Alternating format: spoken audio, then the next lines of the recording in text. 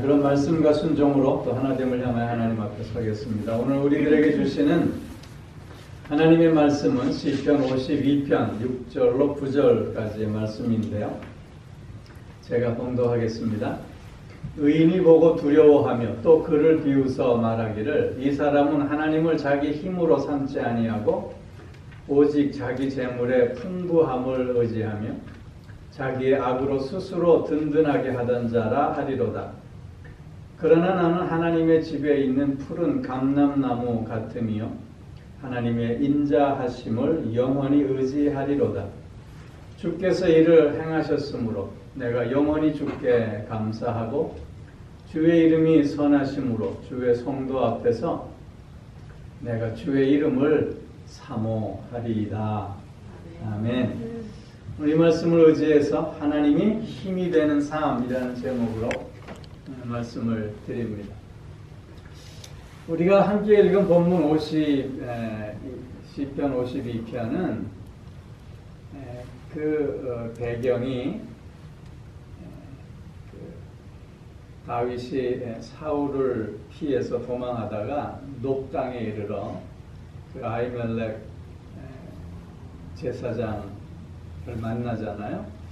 그래서 그 제사장에게 먹을 것을 떡을 얻습니다. 근데 그 떡은 제단에 이렇게 진설했던 신성한 떡이었죠.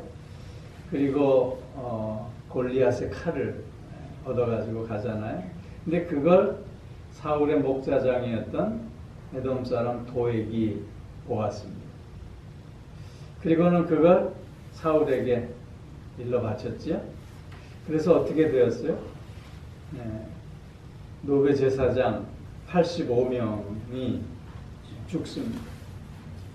그리고 그 녹당에 있는 남녀, 어린아이와 젖먹이들, 또 소, 나귀, 양들이 다 몰살당합니다.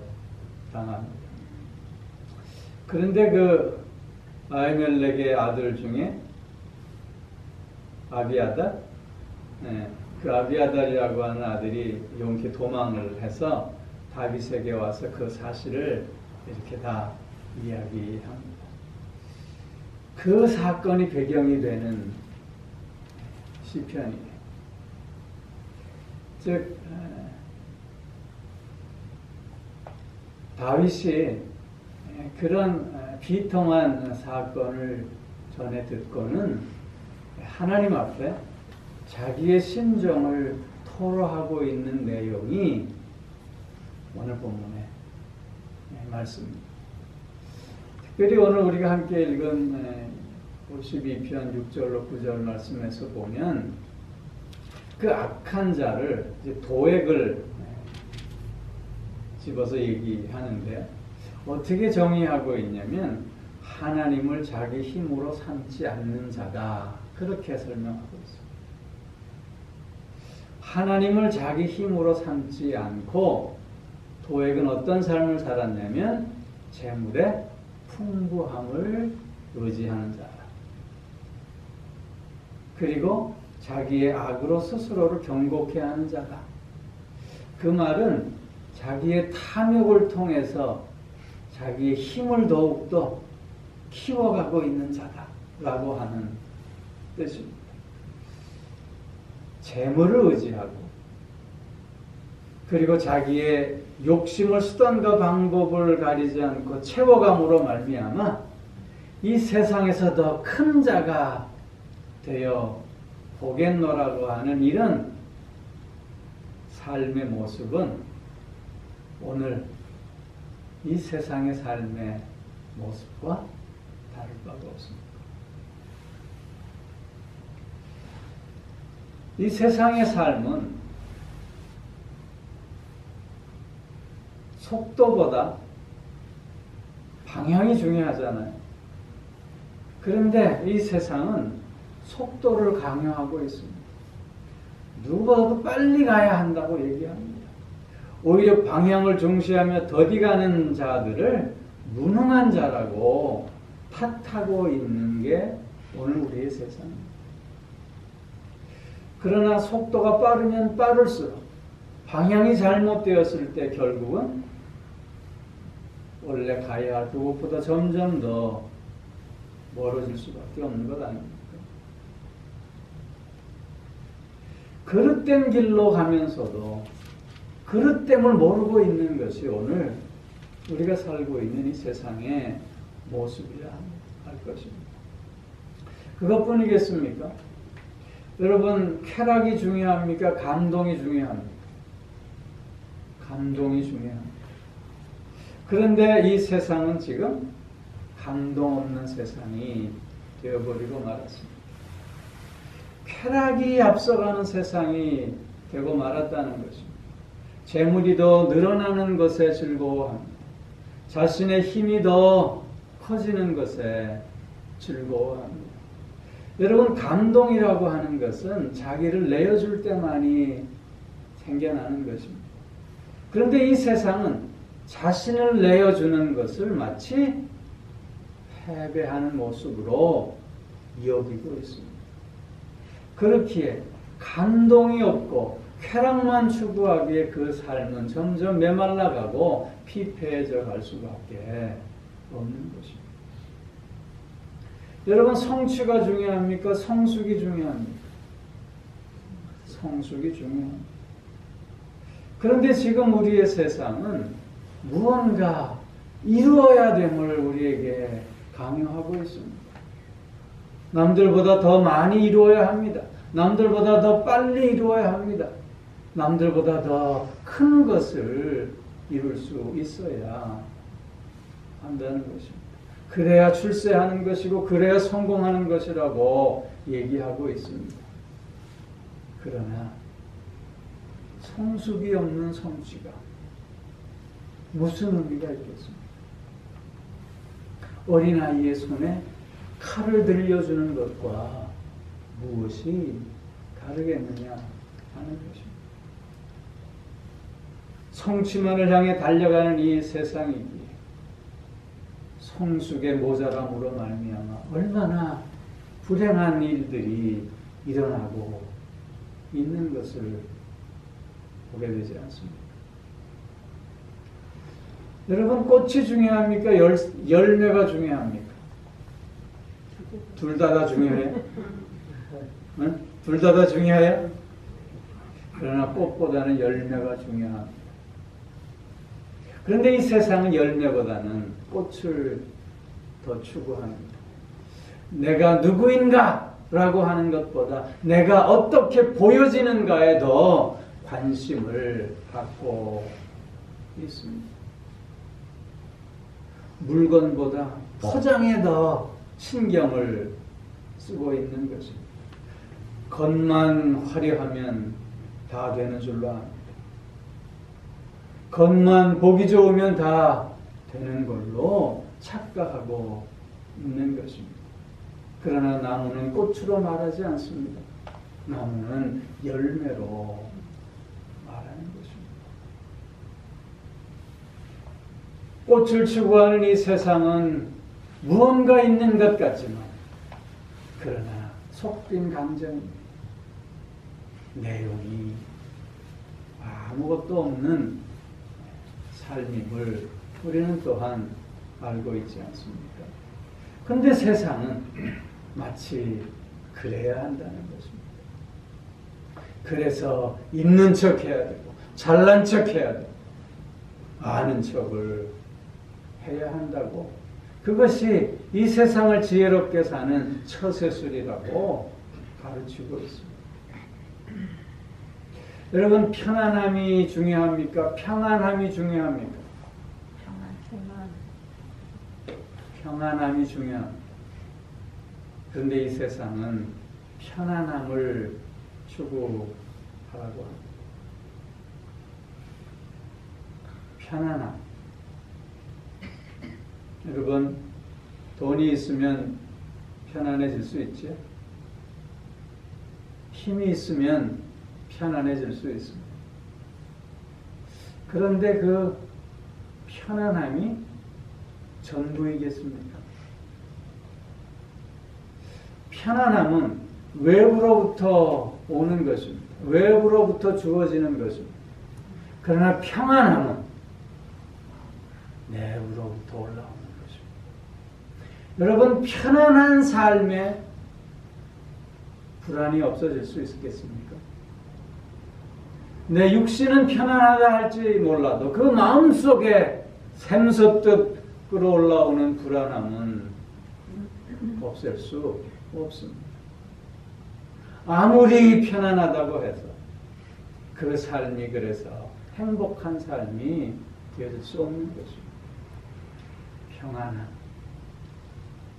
상황과 조건이 아무리 열악하다 할지라도 마음속에서부터 끌어올라오는 이 평안함이 있을 때만이 그 삶이 행복한 삶이 되어질 수 있는 것입니다. 그런데 세상은 우리에게 그걸 얘기하고 있지 않는 것입니다. 더 큰 문제는 그러면서도 불구하고 자기가 가는 길이, 자기가 지금 살아가고 있는 삶이 가장 잘 사는 길이라 착각하고 있다는 것입니다. 그것이 멸망으로 가는 길임을 알지 못하면서 그 길로 달려 나아가고 있다는 것입니다. 이것이 세상이 추구하는 삶입니다. 이것이 하나님을 자기 힘으로 삼지 않는 자의 삶의 모습입니다.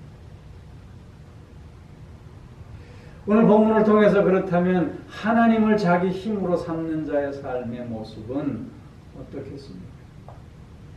다윗은 지금 나는 하나님의 힘으로 살고 있음을 본문을 통해서 고백하고 있는 것입니다.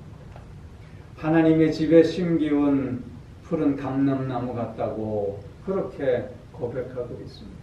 하나님의 보호하심 속에서 그 푸르름을 자랑하고 풍성함을 자랑하고 있는 삶을 얘기하고 있는 것입니다. 하나님이 힘이 되는 삶은 그래서 첫째는 그 하나님의 인자하심을 의지하는 삶입니다. 하나님의 인자하심을 의지한다고 하는 것은 하나님의 그 사랑, 하나님의 그 자비, 하나님의 그 긍휼을 믿고 그것을 의지한다고 하는 것입니다. 여러분, 이 세상에 어느 누구도 저 혼자서는 살 수 없습니다. 다 누군가의 도움을 받아야 살 수 있는 존재입니다. 나는 누구의 도움도 필요 없고 나는 누구도 돕지 않는 삶을 살 거야 라고 얘기하는 사람이 있다면 그 사람처럼 어리석은 사람이 없습니다. 왜냐하면 그는 삶의 실존을 알지 못하는 사람이기 때문에 허황된 사람, 거짓된 사람이요 교만한 사람이 될 수밖에 없는 것입니다. 어느 누구도 도움 없이는 살 수 없습니다. 그런데 나를 참으로 도우시는 분이 누구시겠습니까? 그 사람들의 도움 뒤편에서 실제로 나를 도우시는 분은 여호와 하나님 아니시겠습니까? 내가 산을 향하여 눈을 들리라 나의 도움이 어디서 올고 천지를 지으신 여호와께서는 나로 하여금 실족지 않게 하시며 늘 졸지도 아니하시고 주무시지도 아니하신다고 시편 121편에서 고백하고 있지 않습니까? 하나님이 나를 지키시고 보호하시기에 낮에 해가 나를 상치 못하며 밤에 달도 나를 해치 못하리라. 여호와께서 나의 출입을 지금부터 영원까지 지키시리라. 하나님이 친히 사람을 통해서 나를 도우시기에 오늘 우리의 삶이 가능한 것 아닙니까? 이런 하나님의 사랑, 이런 하나님의 자비하심, 이런 하나님의 긍휼하심이 있기에 오늘 내가 있습니다. 이걸 고백하는 삶이 하나님의 힘으로 사는 자의 모습입니다.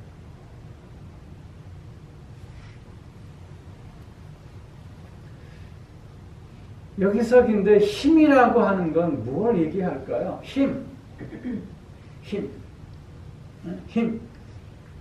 뭘 얘기할까요? 군림하는 것, 정복하고, 다스리고, 파괴하는 그런 힘을 얘기하는 걸까요? 그렇다면 세상의 힘과 뭐가 다르겠습니까? 하나님의 힘은 무엇입니까? 하나님의 힘은 사랑입니다. 왜냐하면 하나님은 사랑이시기 때문에.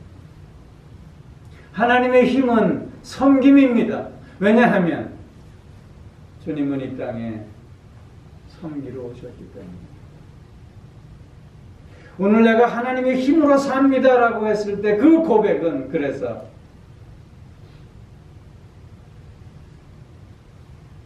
어떤 능력을 드러내고 어떤 권세를 나타내는 것이 아니라 사랑하는 온유와 겸손으로 섬기는 것을 의미합니다. 오늘 나는 하나님의 힘으로 삽니다 라고 하는 그 삶은 그래서 나는 오늘 사랑하며 삽니다. 나는 오늘 온유와 겸손함으로 섬기며 삽니다. 이렇게 고백하는 것입니다. 언제까지 사랑하며 살아야 할까요? 언제까지 섬기기만 하며 살아야 하는 것일까요? 때로는 우리는 흔들립니다. 때로는 절망할 수도 있습니다. 그런데 또한 그것도 나의 삶임을 우리는 인정할 수 있어야 합니다. 여러분, 흔들리지 않고 사는 사람이 이 세상에 있겠습니까? 아무리 선함을 결단하고 아무리 굳은 의지로 그 선한 행위만을 하겠다고 한다 할지라도 그 삶에 흔들림이 없을 수 있겠나요? 누구나 다 흔들릴 수밖에 없습니다. 그것이 우리의 인생이기 때문에. 그런데 우리가 흔들릴 때 우리를 잡아주는 손길이 없다면 어떻게 될까요? 우리가 절망하고 주저앉아 있을 때 다시 우리를 일으켜 세울 손길이 없다면 우리가 어떻게 되겠습니까?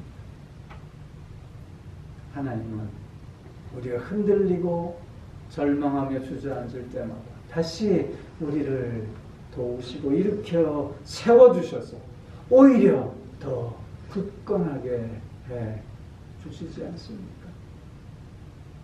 그 흔들림을 통해서 우리를 더욱더 바른 길로 가게 하시는 하나님이시지 않습니까? 그렇기에 우리는 오늘도 사랑으로 살 수 있는 것입니다. 그렇기에 오늘 우리도 섬김으로 살아갈 수 있는 것입니다. 이것이 하나님의 힘으로 사는 삶입니다. 이것이 하나님의 인자하심을 의지하는 삶의 모습이라고 하는 것입니다. 여러분, 우리는 세상의 힘으로 사는 자가 아니라 하나님의 힘으로 사는 자입니다. 그 하나님의 힘은 하나님의 인자하심을 의지하는 가운데 사랑하는 삶이며 섬기는 삶입니다.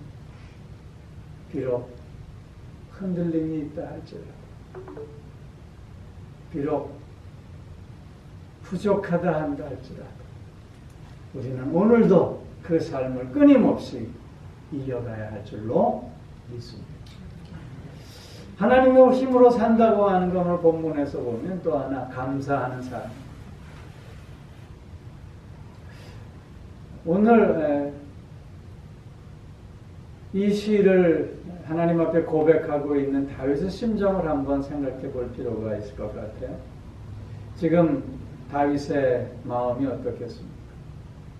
갖다나 지금 사울로부터 아무 잘못도 없는데 도망자의 신세가 되고 있지 않습니까? 그런데 자기로 말미암아 무수한 생명이 희생당하고 있음을 듣습니다. 그 미안함, 그 자책감, 그 비통함, 그 분노, 이런 것이 왜 다윗의 마음에 없었겠습니까? 그런데 오늘 다윗의 고백을 살펴보면 그런 분노에, 그런 비통함에 자신의 감정에 사로잡혀 있는 것이 아니라 오히려 하나님께 감사하고 있습니다. 그 감사의 이유는 하나님께서 이 모든 것들을 다 바로잡아 주실 것이기 때문이라는 것입니다.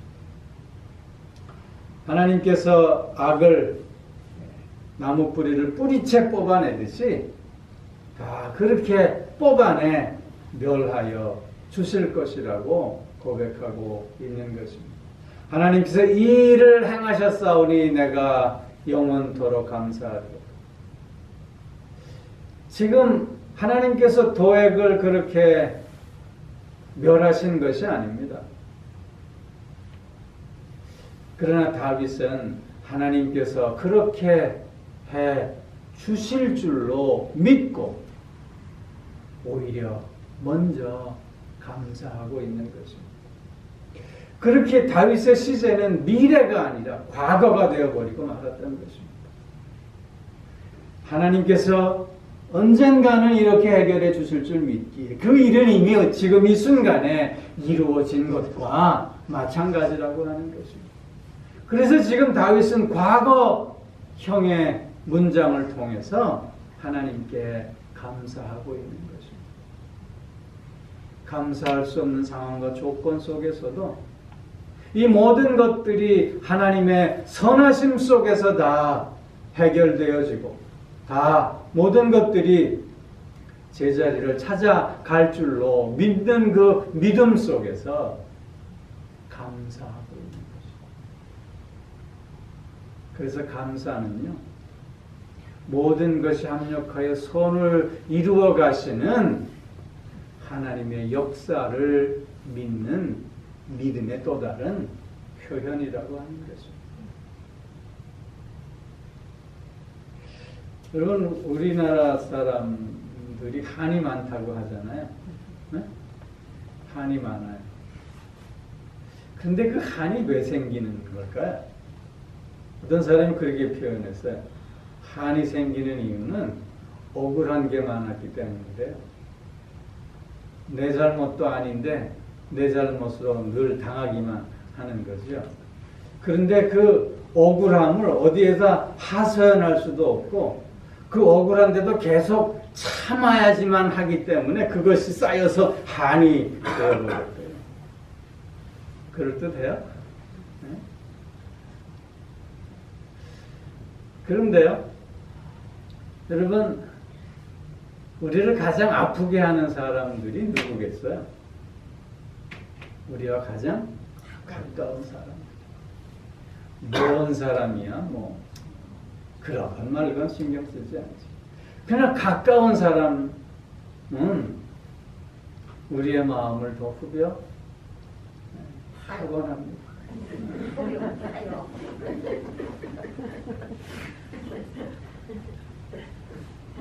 언제까지 당하고만 있어야 할까요? 언제까지 수많은 거절과 무시당함 속에서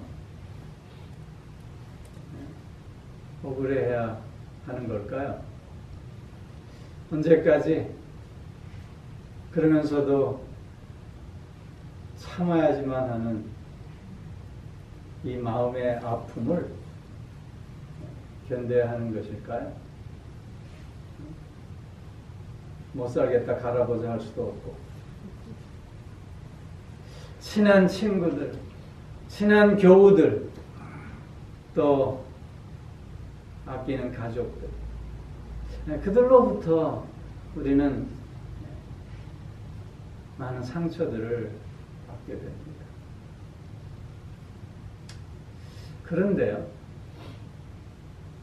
그런데 그걸 조금 바꿔서 우리가 생각해 봐야 하지 않을까 싶어요. 내 마음을 누군가 한 사람이라도 알아주는 사람이 있으면 참 그래도 좀 속이 편안해질 텐데, 누구한테라도 이 속상함을 풀어내면 좀 후련해질 텐데 라는 생각을 우리가 갖게 되잖아요. 그런데 우리에겐 하나님이 계시죠. 하나님 앞에 기도할 수 있잖아요. 하나님 앞에 그 마음을 다 풀어낼 수 있잖아요. 왜냐하면 하나님은 상한 심령들을 품어주시기 때문이죠. 그 상한 심령들을 품으시고 그 마음을 위로하시며 그 마음을 새롭게 해 주시기 때문이죠. 여러분, 한나를 기억하시죠? 그 한나가 자식이 없기에 분인나로부터 얼마나 억울함을 당합니까? 그래서 한나는 어떻게 하죠? 성전에 올라가서 하나님 앞에 기도합니다. 그런데 그 기도하는 모습이 범상치 않았어요.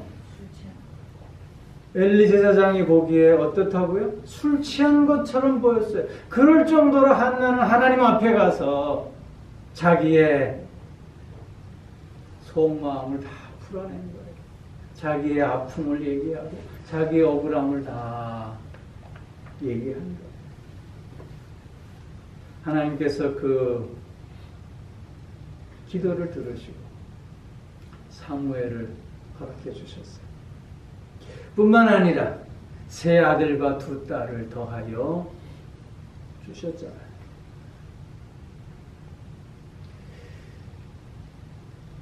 결과론적이지만 한나의 이런 삶의 모습을 돌이켜보면 오히려 그 한나의 억울함은 하나님 앞에 한나가 더 가까이 나아갈 수 있게 했던 원인이 되었고, 그리고 하나님의 그 응답을 생각해 본다면 그 억울함이 또 다른 하나님께서 한나에게 주신 은혜의 통로였다고 하는 것이죠. 그렇기에 한나는 하나님 앞에 감사할 수 있었던 것입니다. 여러분, 우리도 그럴 수 있지 않을까? 감사할 수 없을 때이지만 그럼에도 불구하고 하나님 앞에 감사로 나아간다고 하는 것은 우리의 마음을 늘 깨끗하게 하는 일 아닐까요? 우리의 마음을 더 풍요롭게 하는 일 아닐까요? 우리의 마음을 더 여유롭게 하는 일 아닐까요? 감사하는 자가 그래서 누구보다도 이 땅에서 하나님의 힘으로 사는 자인 줄로 믿습니다. 고통과 억울함과 속상함 속에 있다 할지라도 하나님께서 이 모든 것들을 합력하여 선을 이루어 가심을 알기에 오늘 감사할 수 있다. 그것이 또한 나를 승리케 하는 비결이 될 수 있지 않겠는지. 감사하는 삶. 감사하는 삶이 그래서 하나님의 힘으로 사는 또 다른 모습임으로 있습니다. 한 가지 더는 오늘 다윗의 마지막 고백을 보면 그 이름을 사모하리로다. 그 이름을 사모하리로다. 즉 하나님을 사모하며 하나님을 기다린다고 하는 것이죠. 하나님을 사모하며 하나님을 기다린다고 하는 것은 늘 하나님 앞에 자신을 세워낸다고 하는 의미이며 그 하나님께 늘 집중하는 삶을 산다고 하는 것이죠. 여러분, 옛날 노래 중에 님이 오시나 보다 밤비 내리면서 님이 들어보신 기억이 있는지 모르겠어요. 여러분 얼마나 그를 기다렸으면 밤비 내리는 소리에 님이 오시는 소리로 들을 수 있었을까? 그만큼 예민해져 있는 것 아니겠습니까?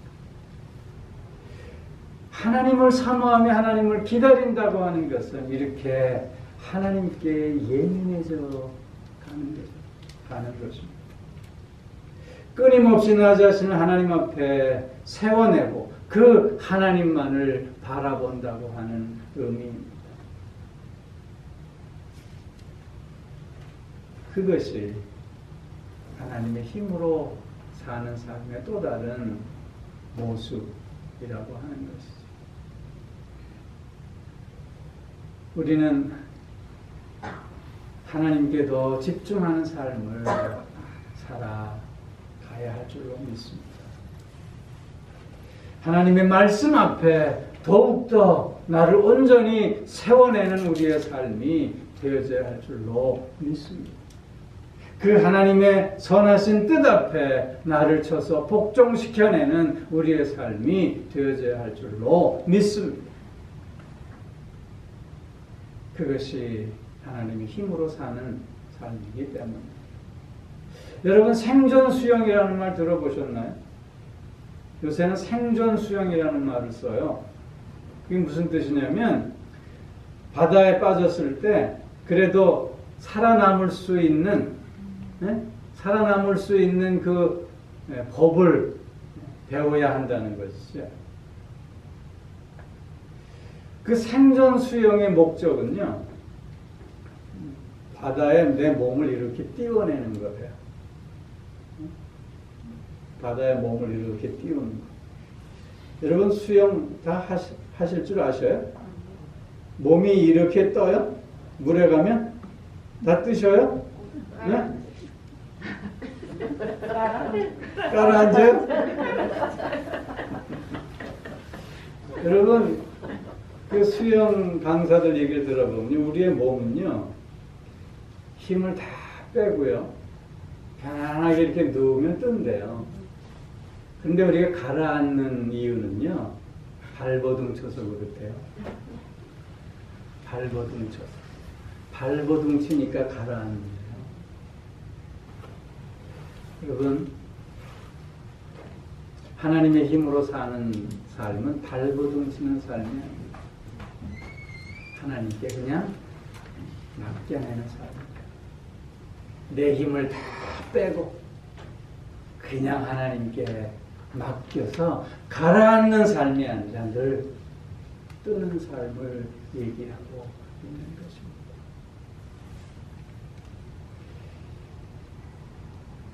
신앙생활의 시작은 믿음이지요. 신앙생활의 절정은 뭔지 아십니까? 즐기는 거예요. 누리는 거예요. 하나님 안에서 누리는 삶이 되어져야 할 줄로 믿습니다. 하나님의 힘으로 산다고 하는 것은 내 힘으로 어떻게 해보겠다고 발버둥 치는 것이 아니라 하나님께 모든 것을 맡겨내는 가운데 하나님이 이루어 가시는 삶인 줄로 믿습니다. 이제 그렇게 사십시오. 그 속에 평안함이 있습니다. 그 속에 자유함이 있습니다. 그 속에 참된 안식이 있습니다. 하나님을 힘으로 사는 우리 모두가 꼭 되어질 수 있게 주의 이름으로 축원합니다. 사랑의 아버지 하나님, 오늘 하나님이 힘이 되는 삶이 어떤 삶인가를 생각했습니다. 하나님의 그 인자하심을 의지하는 가운데 사랑하며 섬기는 삶입니다. 또는 어떤 상황과 조건 속에서도 감사하는 삶입니다. 뿐만 아니라 하나님을 늘 기다리며 사모하는 가운데 하나님께 모든 것을 맡겨내는 삶임을 확인합니다. 이제는 더 이상 발버둥 치는 자가 아니다. 하나님께 모든 것을 맡겨내므로 참된 평안을, 참된 자유를, 참된 안식을 누리는 우리 모두가 꼭 되게 하여 주시옵소서. 감사드리며 우리 주 예수 그리스도의 이름으로 기도하옵나이다. 아멘. 이제는 우리 주 예수 그리스도의 은혜와 하나님 아버지의 무한하신 사랑하심과 성령의 교통하심, 인도하심, 내주하시며 또한 복주심의 역사가 하나님이 힘이 되는 삶을 통해서 참된 평안과 자유와 안식을 누리고 나누겠노라. 다시금 소원하며 결단하는 사랑하는 성도들과 그 가정과 하시는 모든 일들 위해 이제로부터 영원토록 함께 하옵시기를 간절히 축원하옵나이다. 아멘.